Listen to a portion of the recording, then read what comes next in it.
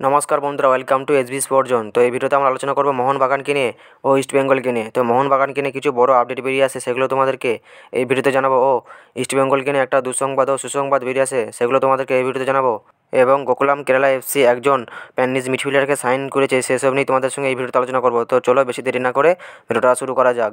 প্রথমে যদি আমরা কথা বলি মোহনবাগানকে নিয়ে, তো মোহনবাগানকে নিয়ে যে আপডেটগুলো বেরিয়েছে সেটা হলো যে মোহনবাগানের বিদেশি সেন্টার ব্যাক ব্র্যান্ডন হ্যামিল যে চোট পেয়েছিল, তো সেই চোট থেকে সারতে মোটামুটি ব্র্যান্ডন হ্যামিলের মোটামুটি 3 থেকে 4 সপ্তাহের মতন টাইম লেগে যেতে পারে। তো এখন যেটা শোনা যাচ্ছে যে ব্র্যান্ডন হ্যামিলের পরিবর্তে নাকি জনি কাউকে রেজিস্টার করানো হতে পারে। তো তোমরা হয়তো অনেকেই দেখেছো যে মোহনবাগানের কালকে ফেসবুক পেজ থেকে জনি কাউকর পায়ে বল নিয়ে অনুশীলন করার এরকম একটা ভিডিও পোস্ট করে, এবং সেই ভিডিওর টাইটেল দেওয়া ছিল যে গেটিং দেয়ার সুন। তো এরকমই একটা লেখা ছিল। তো এটা থেকে বোঝা যাচ্ছে যে মোহনবাগান ম্যানেজমেন্ট জনি কাউকে খুব শিগগিরই তারা রেজিস্টার করাতে চলেছে। এবার ব্যাপার হচ্ছে এটাই যে জনি কাউকে যে রেজিস্টার করাবে, কারো বদলে করাবে। যতটা সম্ভব যা জানা যাচ্ছে যে ব্র্যান্ডন হ্যামিলের পরিবর্তেই জনি কাউকে রেজিস্টার করানো হবে।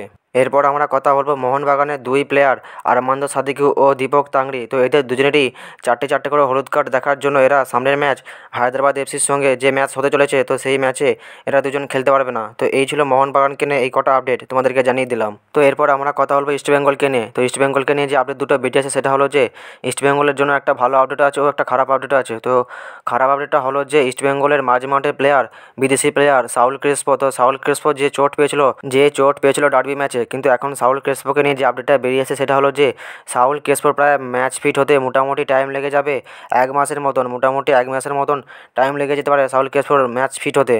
তো এরকমই একটা আপডেট বেরিয়ে আসছে সাউল ক্রেসপোকে নিয়ে। তো এটাই ছিল ইস্টবেঙ্গলকে নিয়ে দুঃসংবাদ। এবার ইস্টবেঙ্গলের জন্য ভালো খবরটা হলো যে ইস্টবেঙ্গলের ক্যাপ্টেন খাবড়া সেই ইস্টবেঙ্গলের অনুশীলনে যোগ দিয়ে দিয়েছে। তো খাবড়া মোটামুটি ম্যাচ ফিট হয়েই গেছে।